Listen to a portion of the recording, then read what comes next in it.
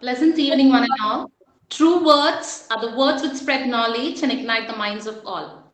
With these words of Abdul Kalam, I heartily welcome you all to the sixth day of National Online Faculty Development Program, organized by Yuvashetra Institute of Management Studies in association with Kerala State Higher Education Council. Today, we are here to explore the role of NEP in education with the expertise of Dr. P.S. Soumyarani, Assistant Editor, Editage Founder. To begin with, let's take the blessings of God. I welcome Ardra Krishna of 2nd BCom Finance for the prayer. Ardra? मैत्रीं भजत अखिलहृदयत्रीं मैत्रीं भजत अखिलहृदयत्रीम् आत्मवदेव परानपि पश्यत आत्मवदेव परानपि पश्यत युद्धं त्यजत स्पर्धां त्यजत त्यजत परेशा क्रममाक्रमणम् मैत्रीं भजत अखिलहृदयत्रीं मैत्रीं भजत अखिलहृदयत्रीम्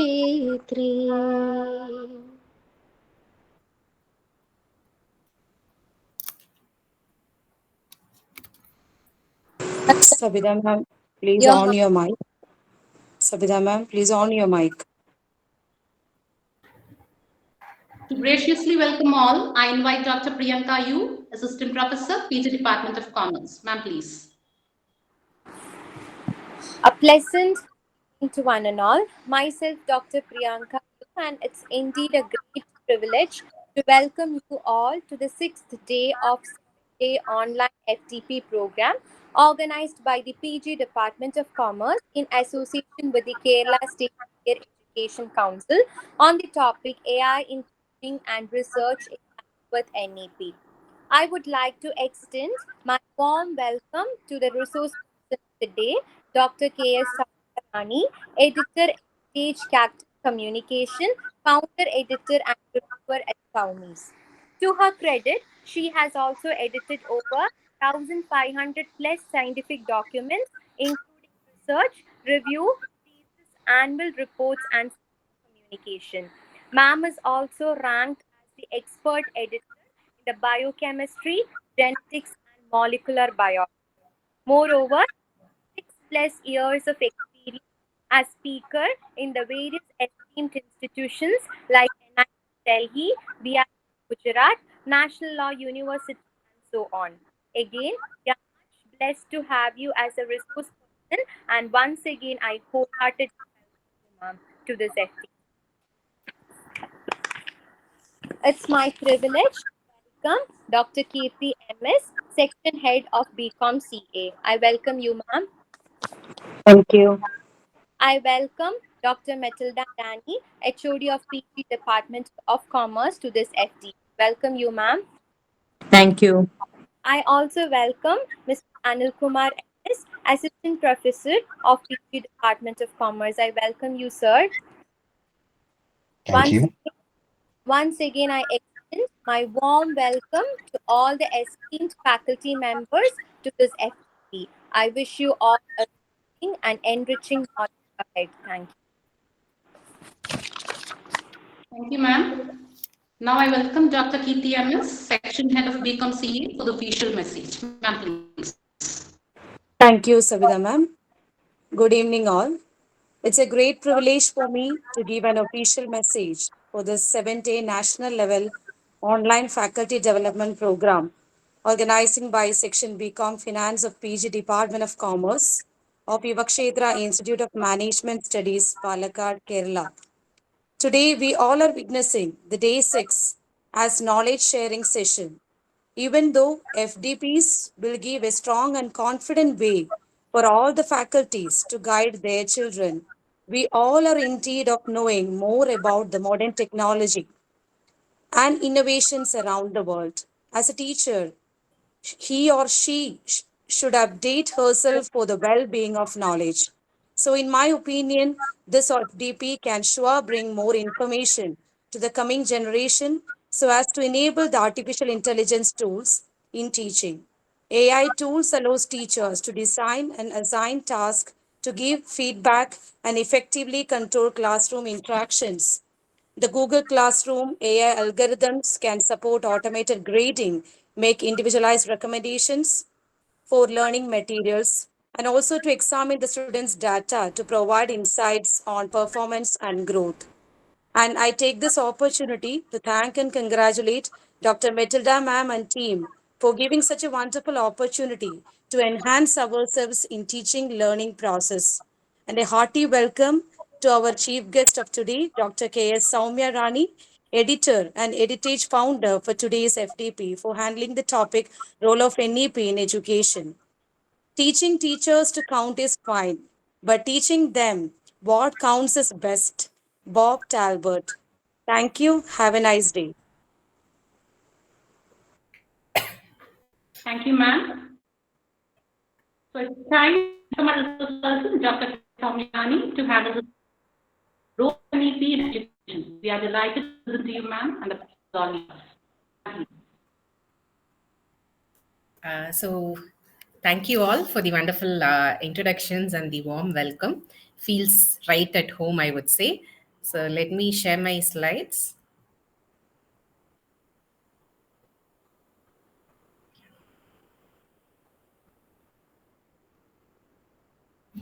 So, is my slide visible and am I audible? Yes, ma'am. Yes, ma'am. You're audible and your slides are visible. Thank you.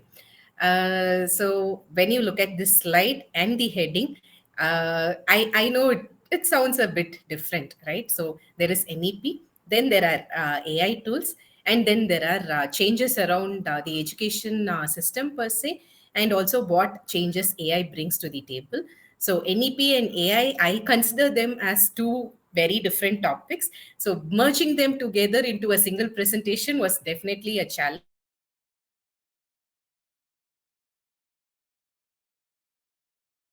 The best researchers the world is seeing are not those who go in for cutthroat competition. So there are these researchers who look at others, who look at competitors.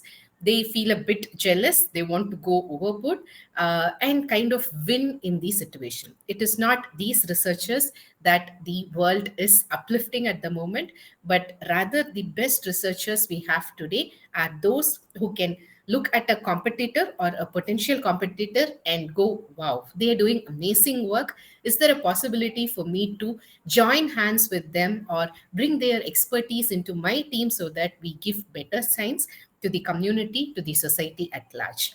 So, the takeaway, even before we start the session, is to look for collaboration and not for competition.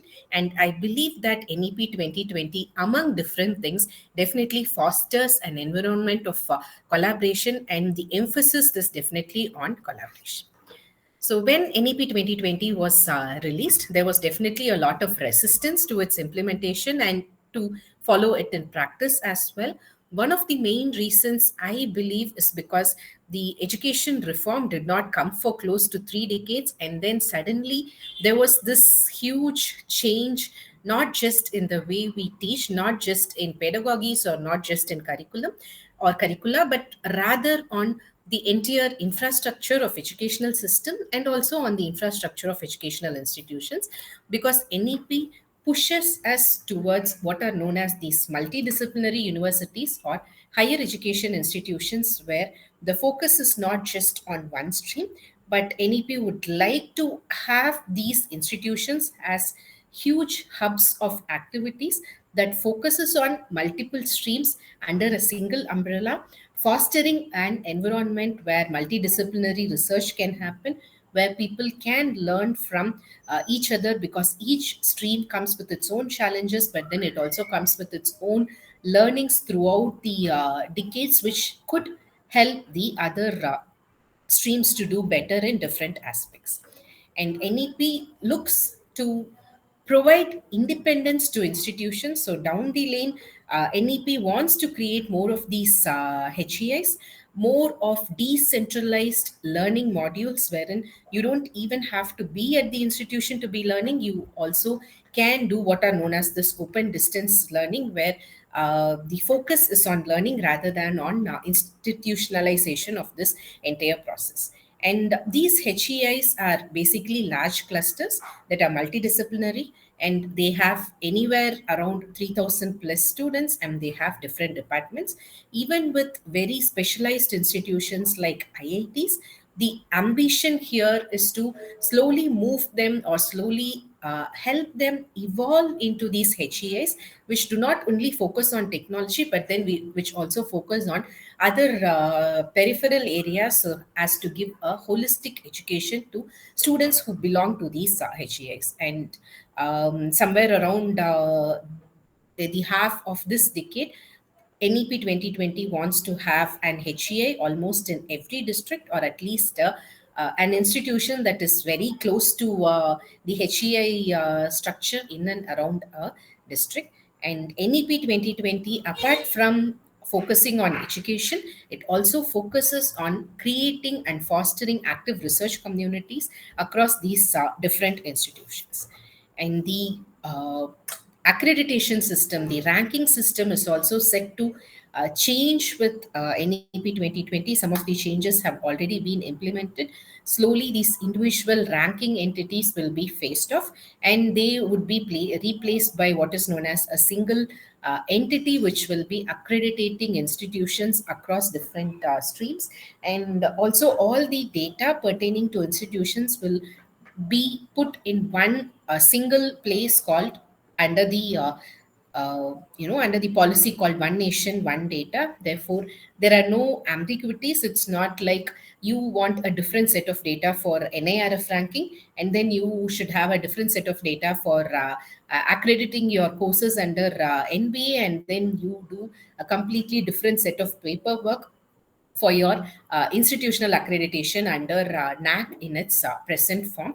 So these replicas of work or unnecessary repetition of things when it comes to accreditation and stuff could be made more simple. It would be streamlined. The process is already on, and NAC, or the new NAC NAC, will ensure that all of this comes under a single umbrella, and it is a much more smoother process.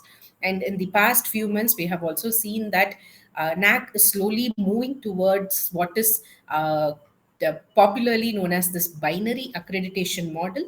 So here you'll no longer have the A plus plus, B kind of ranking. Instead, institutions will be just graded under two categories. You're either accredited or you're not accredited. And then there could also be a third category called provisional accreditation, wherein you are almost there, but then you still have to meet a few more criteria before you can become fully accredited. And once this onboarding process is put in place, once this takes off, then NAC, of course, looks also on a kind of graded accreditation, which will be based on the maturity of the institution. So, is it an institution with nationwide impact? Then maybe it goes into level two, level three. Is it an institution which has established the internationality that is expected of HEIs in the long run? Then maybe it is accredited under level 4 and so on. So this graded accreditation comes later on. But right now, the current cycle, somewhere happening in the next 4 or 5 months, will look at accrediting institutions under this binary model. And gone are the days when arts and science or technology happen to be segregated in terms of campuses, in terms of how you teach students, in terms of how you do research.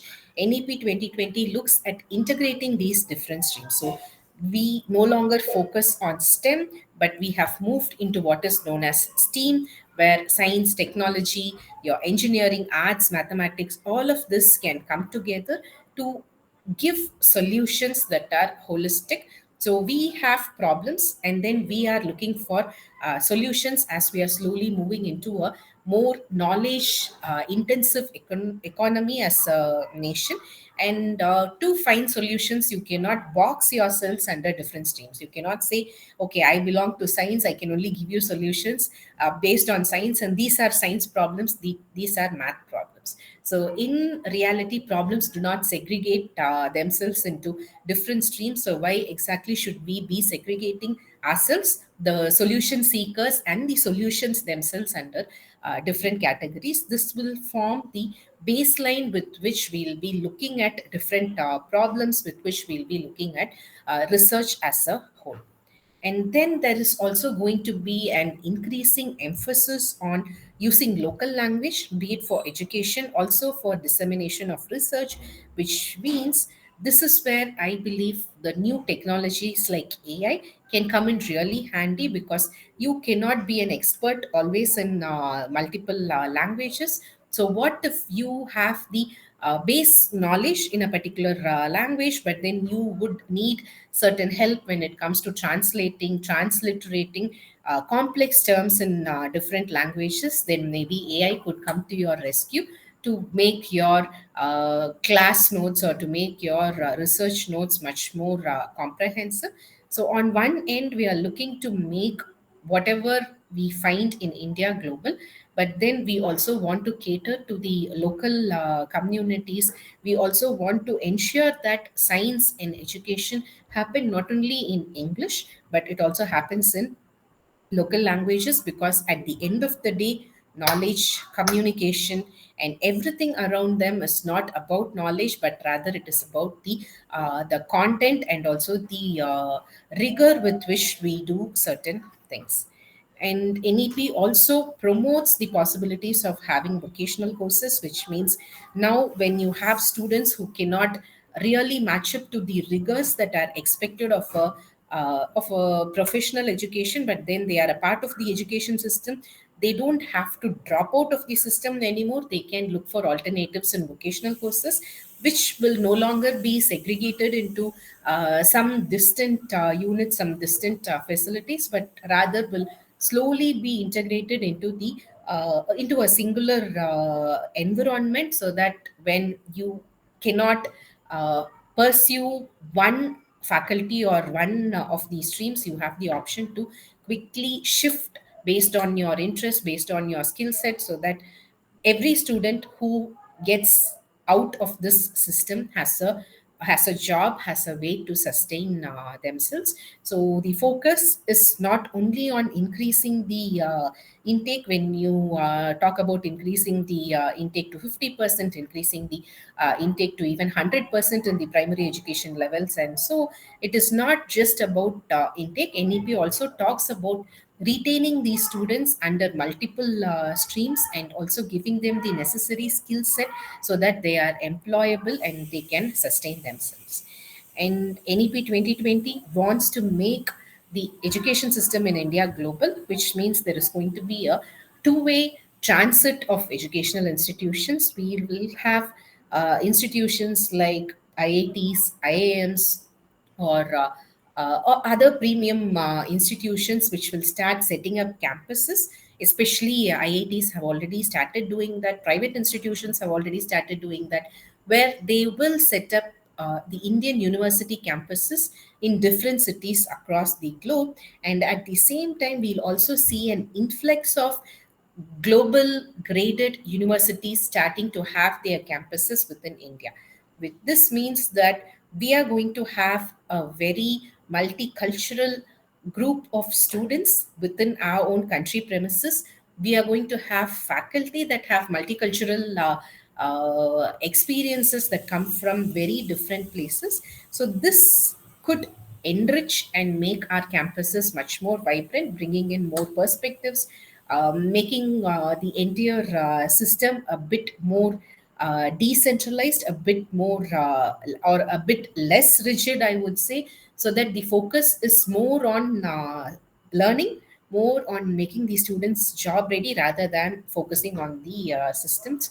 So the bureaucracy could get better, the red tape could also get a bit lesser, because now we are learning not just from our own systems, we'll also be learning from multiple systems across the globe, where there are both cases. So there are institutions which have much more red tape than we have, much more bureaucracy than what we have. But then there are also systems which have much lesser bureaucracy, which means the entire functioning of the institutions, the morale of the faculty, the spirit of the students is sustained and not broken down.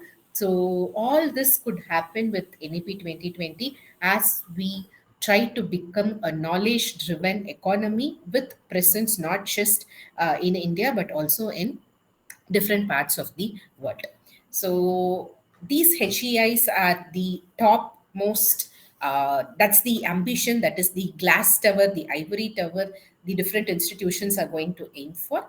And under these HEIs, we'll have universities like the one we already have, just that they're going to be a bit more colossal, bit more like conglomerates.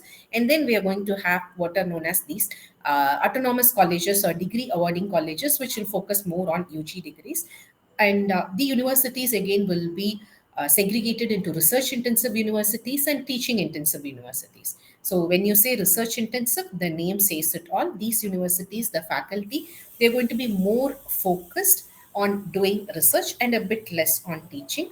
But then when you say teaching intensive universities, it does not necessarily imply that these institutions are they are exempted from doing research. So faculty at teaching intensive institutions are also expected to do research. And down the lane, the universities or the HEIs are expected to handhold, train, give the necessary resources to these ACs or other colleges, so that they could also become a kind of a university, and down the lane they could also become HEIs. So the takeaway here for the faculty community is that research is an integral part of teaching. So NEP 2020 or no NEP, there is no escaping this requirement to do research. So gone are the days when faculty were expected to just teach, and research was kind of an addendum or an add-on, which faculty could pick doing depending on their interest. That is no longer the case. So research culture has to be a part of the teaching fraternity, as it has already been imbibed, and this is going to continue with the years to come as well. And as I mentioned, colleges, they are, NEP 2020 is going to push institutions towards more autonomy, less control, which means even colleges which start out with a lot of affiliation with universities or HEIs will eventually have to learn, they'll have to evolve and adapt to become independent entities such as a university, and then down the lane as a HEI. Coming to the programs themselves, so there is going to be a lot of flexibility in how students perceive these higher education degrees.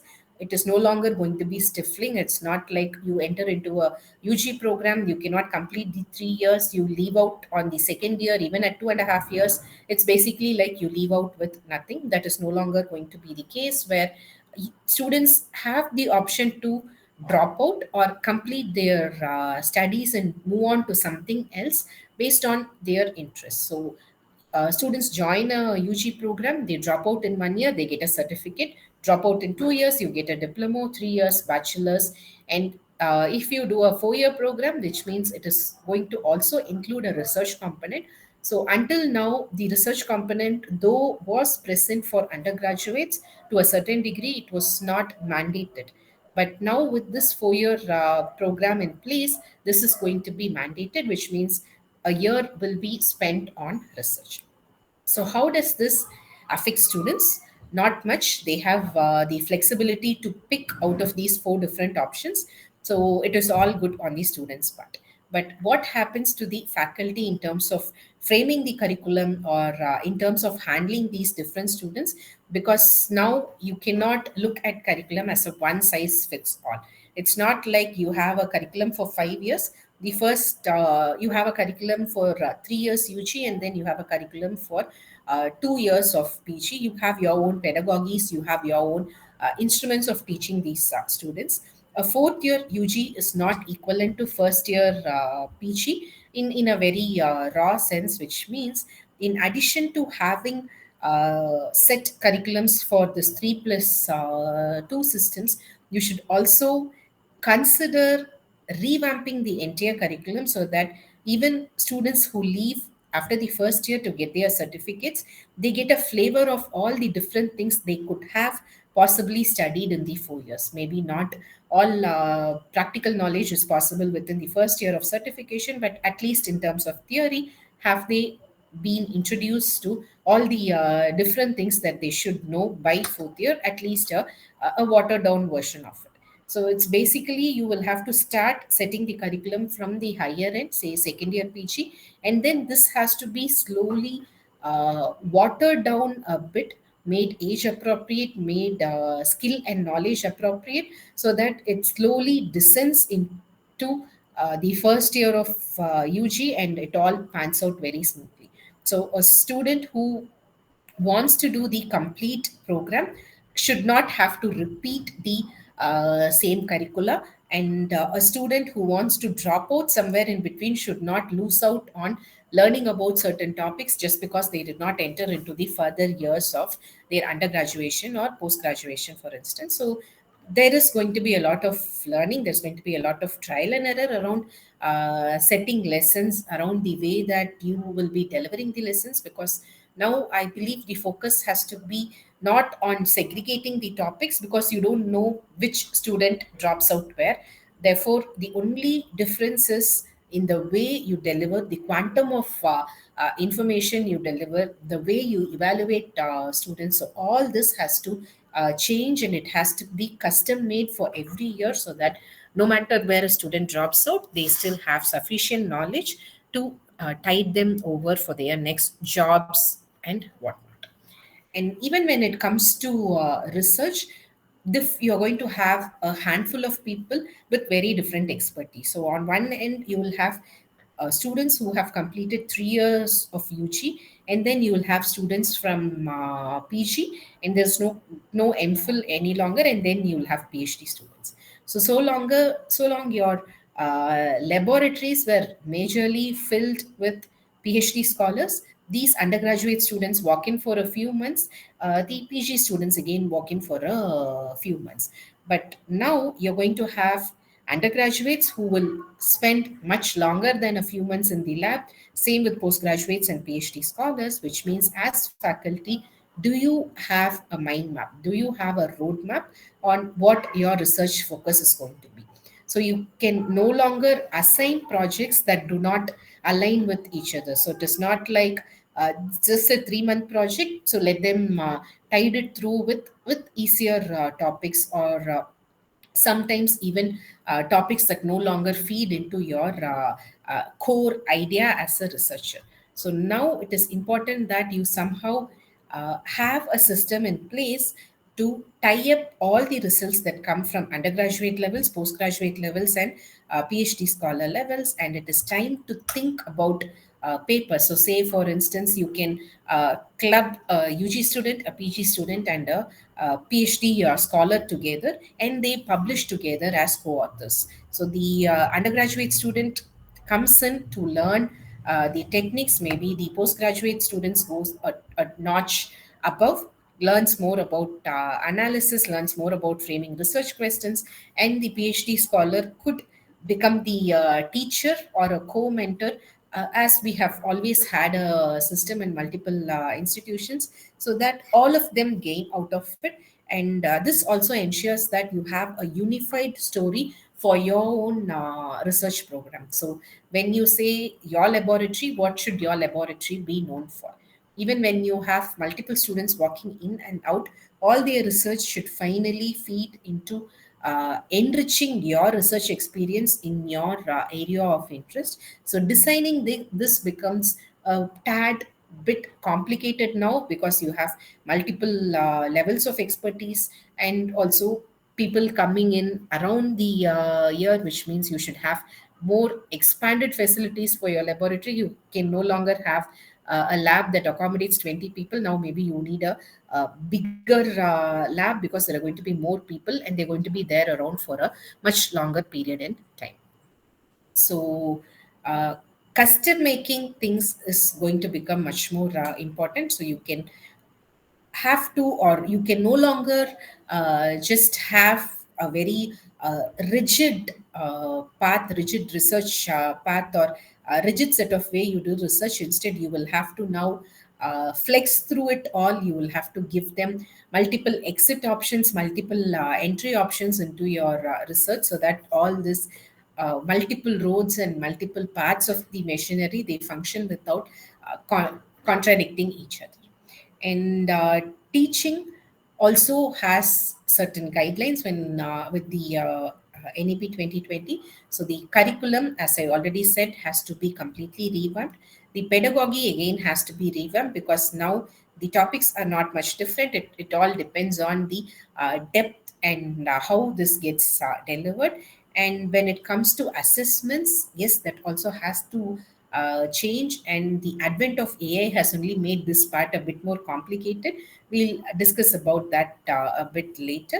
And then it is also important that adequate support systems for the students are also established, because we are talking about a holistic approach which will not only focus on academics, but which should also focus on the overall well-being of the student, including the mental health, including their employability and whatnot. And the focus is more on research and innovation.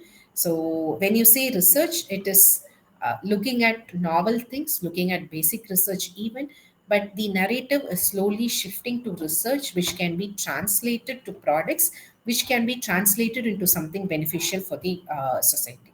So that is where innovation comes in. Normally innovation is not something that is static. Innovation is something you find, but something that is new, but also something that is useful for the society, that can be used in different ways. And to ensure that the HEIs and other institutions are expected to have startup incubation centers, and this should not be just for the students. The faculty per se should also participate in designing startups, in coming up with novel ideas and running these incubation centers, and also finding ways in which you can bring in the necessary seed money to focus on all these startups.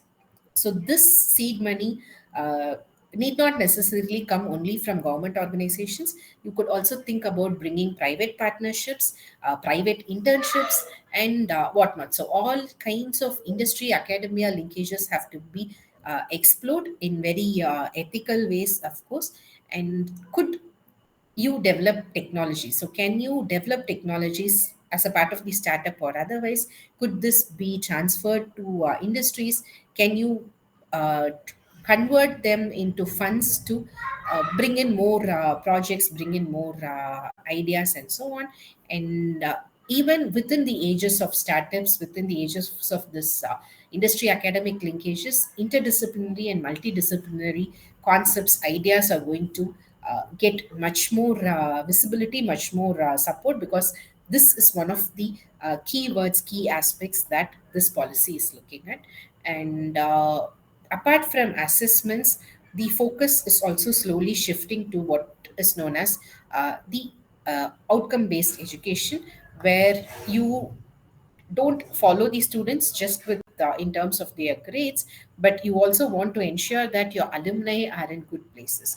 You want to follow them through their career. Sometimes it could become a bit daunting when you'll have to call up hundreds of alumni to see where they are, so that you can give the appropriate data for your ranking systems.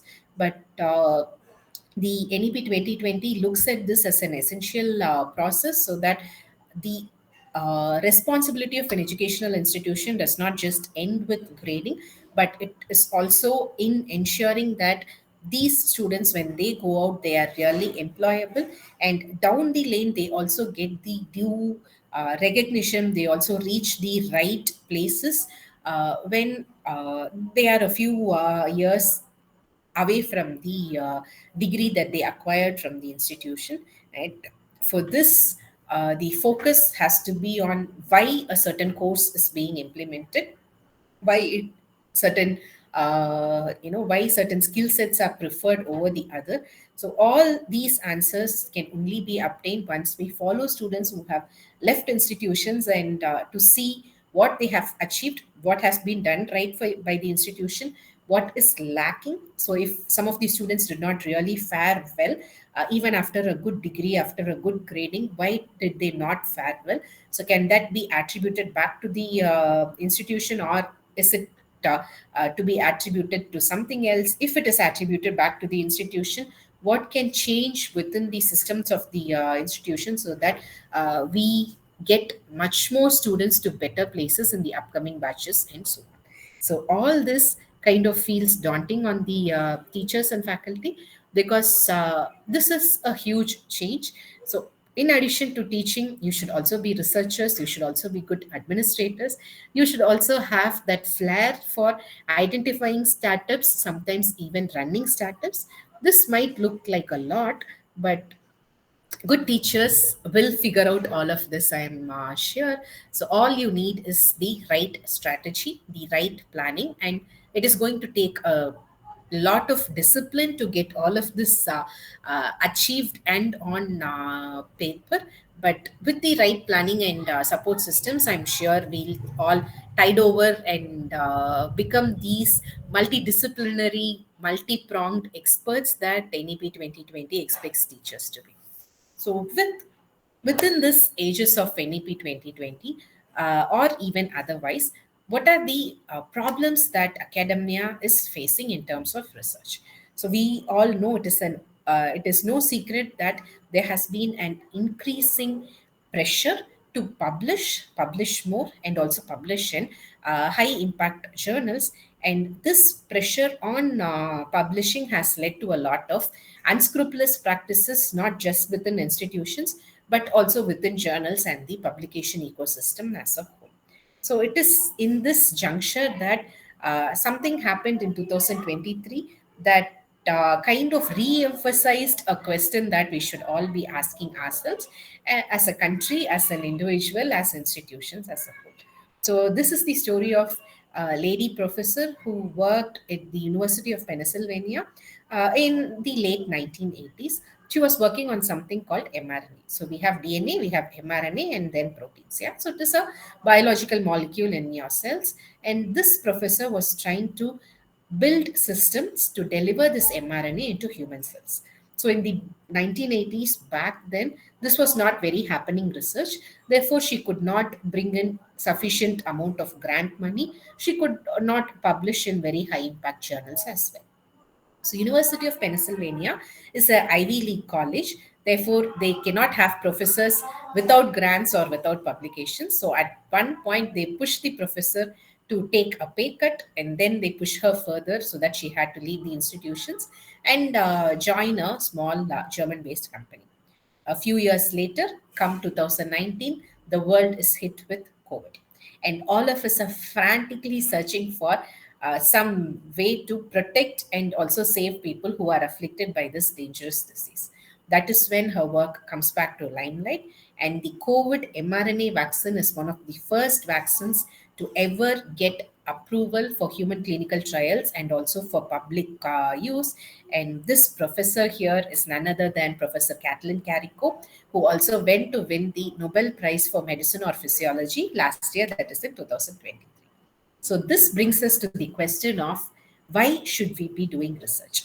Should it be for publishing in high impact journals, or should we be focusing on research that can actually have an impact on the society? So that is for you to answer. I'm not here to police you or to give you the answers. So NEP at least slightly looks at bringing in a balance between these two aspects, is my personal opinion, but then we'll have to really wait to see how that pans out.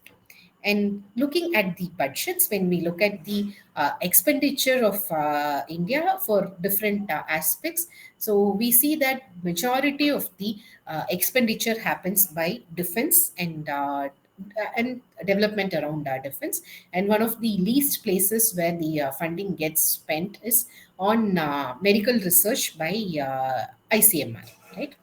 So this kind of has a tipping point to it, but then yeah, at least most of the key factors are being funded, but is it funded sufficiently? So when I say GERD, I think the first image you get is that of burning stomach. So GERD is this acid reflux disease. No, it's a very severe form of acidity, but then GERD is also a term that is used to define how much a country spends on its research and development. And when we take up the expenditure of India, when we look at it in a GDP perspective, it looks like when we look at concrete amounts in terms of number of crores, then this has been constantly increasing. But then in the last 2 years or so, the net amount has also seen a slight decrease, and the percentage of GERD as a percentage of GDP has also gone down. Even otherwise, it was already very less. So we are somewhere in the 0.6 percentage bracket when we look at the amount or percentage of GDP spent on research, whereas our neighboring countries, all our competitors are somewhere around 2%, 3%, 5%, and so on. So we are still struggling in bankrolling research, in making sure that sufficient amount of funds are reserved for research and development across the different streams. And one promise that NEP 2020, or all the communities around NEP 2020 are making, is that the amount invested into research will be increased, and this could make a huge difference.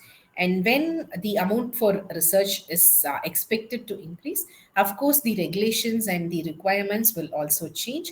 So, gone are the days when we were more interested in doomsaying like publish or perish. But now the narrative is slowly shifting to a place where you're expected to patent ideas, come up with really novel ideas that can have a practical functionality, patent them, and then publish about them to have a wider audience and then prosper. So, this idea also forms the underlying current with what NEP 2020 is looking at. So, the push is not to just do research, but then to do research that has a practical value. And when it comes to patenting, India is definitely way behind in patents. We are doing good in terms of volumes of papers. Then again, there is an issue of papers not in the right journals and so on. But at least we are somewhere higher up on the numbers, third place, fourth place, or so. But when it comes to patents, we are still pretty low. And NEP 2020 directly or indirectly pushes you to this process where you patent, you also publish, and then this gives you a possibility to prosper along with the nation and so on. So when you will have to patent things, not just publish, because publications, when they become the central goal of your accreditation and all your different processes, you publish for the sake of publishing, as in there is no real end goal to this publishing. And not all the stakeholders are taken into account. So the industry does not really form a part of assessing your research proposals, providing you grants, and so on. So we had SERB, which kind of remained as one of the central agencies to ensure that very translatable research is what gets funded. But SERB could not really achieve this goal very efficiently, and therefore SERB was promoted to what is known as the it will be the NRP, right? So in the later days, so problems are all around us. There is no dearth of problems. But anytime you want to find a problem worth pursuing, worth applying for a grant, spending the taxpayers' money, the problem has to be worth solving, which means once solved, it has to add value to the community as a whole. And this is one graphic that kind of implies what is expected. So, yes, for your grant to be funded, it has to be original. The idea has to be original, but then the idea should also have a practical value. will not work if you have too original an idea, but then that is too futuristic. It does not have any implications or does not have any benefits in the current system, in the current scenario. Then maybe it is not the right idea to be pursued at the moment. So it is important to find the right balance when you are choosing the research questions. So a research question has to be novel, not Nobel Prize winning novel, but even if it is just incremental research, remember, research is not a sprint. It is not a one-person show. It's a marathon. Multiple people are involved along the track in taking the baton from one end to the other. And even if you can take the baton two steps above what the earlier person did, then it is considered as novelty and it is okay. Is it compatible with the aims of the educational institution? Is it compatible with your expertise? Is it compatible with what the nation wants at large? So can the experiments that you propose, can the questions that you propose, can they be actually studied? Can these experiments be done with the existing manpower, existing technology? If not, then please hold on to the questions for a few years and not propose it now, is the general the idea here. And then we are also moving to a economy, or moving forward as a nation, that should also place emphasis on sustainability. So anything you do has to work around sustainability. We cannot harm Mother Earth any more than we have already done. So if sustainability is not a part of your quest, then sometimes it is going to become difficult down the lane to get the funds and the necessary support, I would say.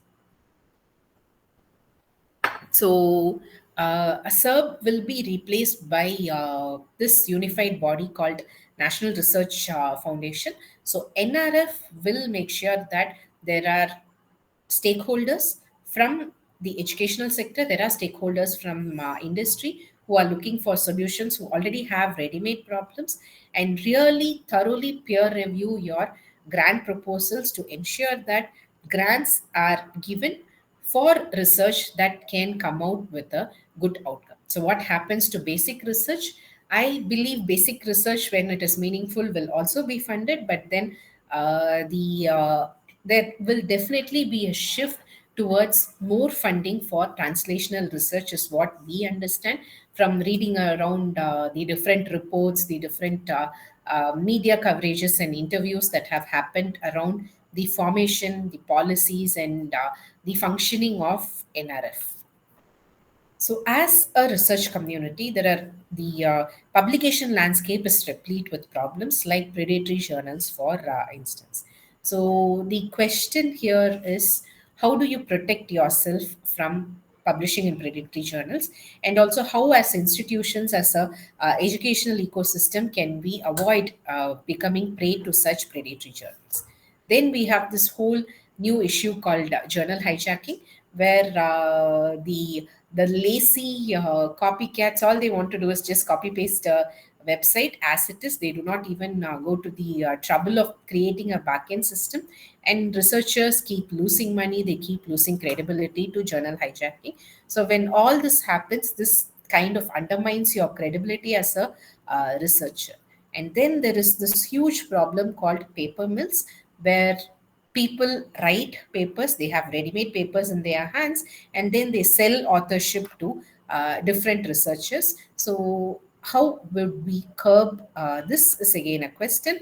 And then paper mills have also gone to the extent of corrupting journals, wherein they post their own editors, favorable editors, who will not scrutinize these paper mill based papers that much, and they just get it to your reviews. So, these are some of the issues that could impact how your paper, how your research gets validated or valued down the lane, NEP 2020 or not. These are very real issues in research and publication. So, these are some of the questions that have to be really discussed. So, can there be systems in place now that there's a huge fund under NRF? Can there be systems in place which help weed out all these unscrupulous practices to make the research ecosystem much more safer? And then we have issues not just with journals, there are also a whole bunch of conferences that happen, wherein conferences are not always legitimate. Some conferences are held just with the aim of collecting money without giving any real value to the speakers or to the presenters and to the attendees. So, how do we handle these conferences? So, as educational institutions, what could be done is a question. And then comes this issue around the cost of publication. So, open access has become increasingly costly. And also, if we really want to compete with global researchers who have much better access, so they have several universities have writing centers, they have funds that have been allocated to help researchers with the proofreading, with the editing of manuscripts, so that they get to publish better because they have good research, just that the language is lacking. You get support, government funded support for all these functionalities across the processing of your manuscript.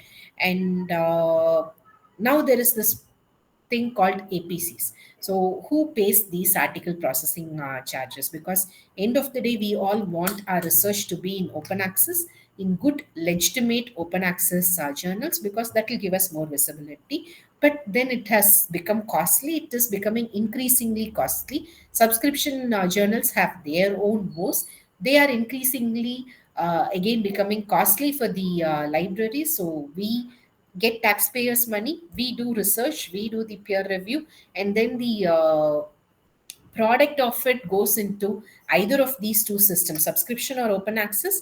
And then the libraries are taxed with again paying for the subscriptions, or the authors are being taxed, or the institutions are being taxed for publishing their work open access. So how do we navigate this quagmire? So now that we are changing a lot of systems, can we also have conversations around having better journals, having some kind of support systems in place, so that researchers from India also get to publish in journals on par with the researchers from developed countries, for instance, so that we also have the necessary visibility and whatnot. So these are some of the questions, some of the concerns that should be talked about in your own boardrooms, I feel, when you're trying to implement NEP. So now that we are going to usher in a change, it is time that we talk about everything comprehensively, so that we come up with better solutions to better equip ourselves. Because at the end of the day, better publications is going to lead you to have better grants, better patents, and this will again feed into the entire loop of bringing out better research as an individual or as a research laboratory institution as a whole. In today's climate, we cannot talk about anything without pulling AI into the conversation. So AI is definitely being increasingly used in academic research, but then what is allowed, what is not allowed, is still not very clear. It is still pretty hazy. And when we say artificial intelligence, it is an umbrella term. It encompasses so many different things, from language chatbots to robotics to different systems, analysis systems, and whatnot. But within research, I guess artificial intelligence is something new. We are still catching up with it. Publishers, they're not clear what can be allowed, what cannot be allowed. On one end, they are okay with using these AI tools for proofreading for language issues. Some journals do not want you to use AI to manipulate existing images, but then they are okay if you use them to create completely new images. You cannot add AI as a co-author. You cannot use AI to uh, develop large chunks of information, that they are clear. And when you do use AI for proofreading, then does it come up as plagiarism? Does it show up as AI generated content? These are pretty gray areas. And if it does show up as AI generated content, how much of AI generated content is allowed in your research? How much of AI can you use for preparing your lessons? All this is a bit hazy. So, until a year and a few months ago, artificial intelligence was a part of the elite nerd club. And with the advent of ChatGPT, so OpenAI throws ChatGPT on us in November 2022, and everybody is stuck with ChatGPT. So ChatGPT is just one tool. There are thousands of other tools, and these ChatGPT like tools are called Gen AI tools. You have Gemini, you have the Copilot from Microsoft. There are just thousands of different Gen AI tools. So why are we so hooked upon these AI tools? What is so special about them? The speciality is that they are versatile, they are definitely intelligent, they can hold human like conversations for hours with you, and also they can talk to you in languages other than English. So, all this put together in this very pampering, spoon feeding kind of data that ChatGPT or other Gen AI tools can bring to you have made them pretty popular.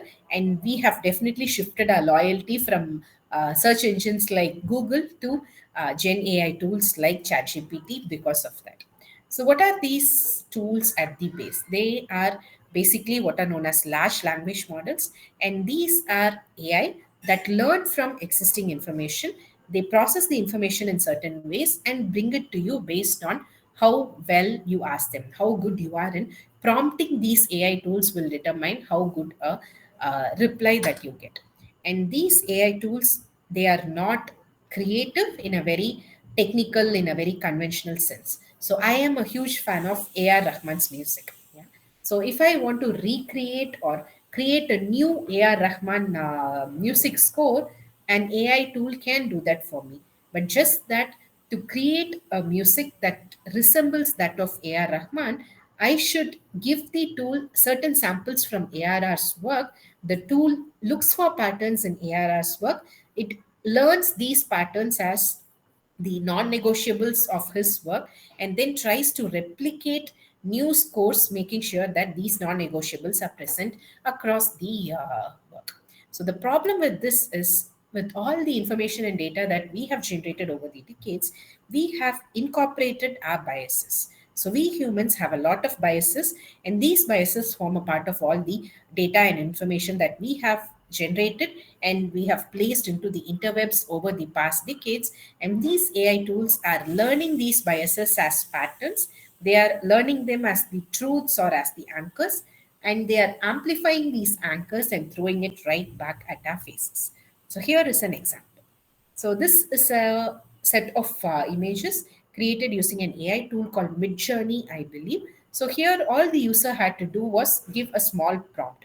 So prompt is this instruction that you give to the AI tool like ChatGPT or Midjourney, and then they give you a reply. So when you look at it on the first glance, all the user had to do was just ask, "What does a typical prisoner look like?" And the tool has come up with a nice composite image.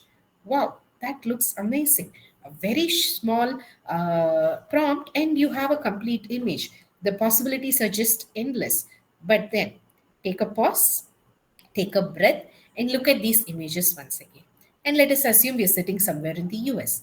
Even then, do you think all prisoners will look like this? How many of you will have an opportunity to be treated by a nurse who looks like this? Or rather, why should a nurse look a certain way? Why should a cleaner look in a completely different, polarized, biased way? So, this is what I mean when I say AI tools pick up biases, they consider these biases as true patterns, and they amplify and bring it back to you. If this can happen with images, this can also happen with all the information that you get, be it for your learning materials, be it for your lesson plans, be it for your evaluations, even, or for any research content, research writing based content that you come up with using an AI tool. So, this is why it is important to understand and acknowledge that AI is complex, it is multi layered, and AI is evolving every single day. We humans do not understand all the different parts of this evolution. Therefore, as excited as we are, it is also important that we take a pause and make sure that we approach this entire world of AI both for teaching and research with a lot of caution. So with so many tools coming out almost every single day, there are so many professions that could actually be replaced. So any profession that has a structure to it, that consists of repetitive tasks, Just for example, customer care. So when you order food from Swiggy or Zomato and you have a problem with the food, you're going to go and complain to a chatbot, not to a person. So this chatbot can interact with you in very specific ways, because even as a human, when there is a human customer care executive, they have very limited responses that they can give to you based on their training. So any work that is repetitive, that has a set structure, AI can replace that particular professional role. Unfortunately, this also applies to teaching. When we look only at knowledge sharing, then AI is sometimes way better than human teachers in terms of knowledge sharing. But do teachers bring in only knowledge sharing to the table? I don't think so. They bring in a lot of empathy, they bring in a lot of team building spirit. They can look at the students, look at how they feel, understand them, and adapt lessons as required. So suddenly you feel that none of the students are interested, they are way too tired. You can cut down on the lessons, give them some more leeway to take rest or to interact with you, interact with each other, and so on. So as teachers, in terms of both NEP 2020 and in terms of the advent of artificial intelligence tools, I believe we have now been thronged with too many changes all at once. But if you have to be an optimist and look at it, then you know that, okay, now we are at a place where there's going to be a change once and for all in a lot many different ways, in the ways we consume knowledge, in the ways we present knowledge as teachers or otherwise, in the way we evaluate students. So when Google was invented, students no longer had to go search for thousands of books to find an answer. And with the advent of ChatGPT, finding knowledge has become easier. So, should we still be evaluating students just for their memory power, or should we be evaluating them for much higher human skills like creativity, for their problem solving skills, for their empathy based skills, is a question. So, as we are implementing NEP 2020 into teaching systems, it is also important that we re-evaluate the way in which we evaluate our students, the way which we evaluate our own teachers, and bring in much better systems that are more holistic. And will AI replace humans as a whole? Again, is a very interesting question. Maybe we'll not be replaced by robots, but there's always a possibility that we could be replaced by humanoids, which have the advantage of humans as well as the technology of AI. The world is split between this question of if AI is good or AI is bad. And on both sides, we have very famous influencers uh, posting and speaking about the good and evil of AI. Elon Musk, very interesting guy, huge respect, but then he can also be a bit crazy. On one end, he definitely opposes AI. On the other end, he goes and starts a company called Neuralink, where they have already implemented or implanted the first chip into a human brain, and the human can control any of the devices linked to the chip without having to utter a command or without having to move a finger. So all they have to do is just think, okay, my dear phone, take a picture of me. The phone starts taking pictures of the person just based on their thoughts without them having to say a single command out of their mouth. So for now, this is planned for uh, medical uses, for people who have lost the use of their limbs and so on. But what if this becomes a fad, a mass produced fad, and then we are all being converted to humanoids much earlier than we think? So is this the next step of human evolution? Is a definitely a question. So once upon a time, the fire belonged only to the gods. So, according to Greek mythology, at least. And there was this angry god called Zeus who was protecting fire with all his might. And at one point, he hands over this responsibility to the smaller gods like Prometheus. So, the person you see on the picture is an illustration of Prometheus. So, this guy was a very soft hearted guy. He loved humans, and humans did not have fire. Therefore, they were eaten by animals, they were starving, they lost their lives to cold and whatnot. So Prometheus thought, okay, poor humans, let me give them fire so that they can survive. So he brings down the fire from the gods to the humans, and he was punished by Zeus because he brought down the fire. I'm sure no matter if the myth is true or not, when fire was first discovered by humans, not everyone was happy. Some could see the possibilities with fire, but then there were also more rational, practical ones who could see what fire could do, how destructive it could, and the world must have been split. So, right now, we have two fires to deal with. So, one is NEP 2020, and the other is artificial intelligence or AI. There are going to be two sides to both of these coins, and our decisions will shape what the future will look like for our own children and for generations to come. So it is all about finding the balance and finding the right decisions and the right path to take forward, I would say. So with that note, thank you for your time. Change is not always bad. So sometimes we should also embrace change while being a bit cautious. So this is where you can reach me. The QR code leads to my LinkedIn page where I write mostly on scientific writing and publishing.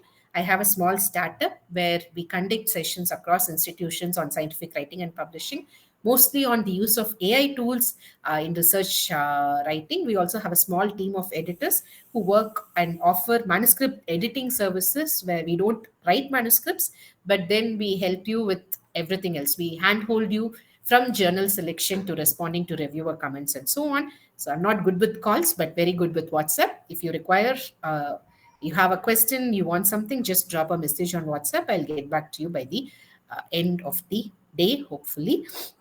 And before going to take questions, I would like to hear your feedback. So I'm going to just paste a feedback link. Please make sure that you take 2 minutes to give me your feedback so that it will help me frame my future sessions on AI, on NEP, and whatnot. So, yeah, let me stop sharing my screen and I'll be very happy to take questions. Now the session is open for interaction. Participants can raise their questions by unmuting your mic.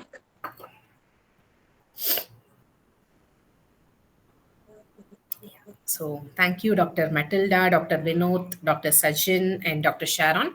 Thank you for appreciating my work here. Thank you, Vishwan. Thank you.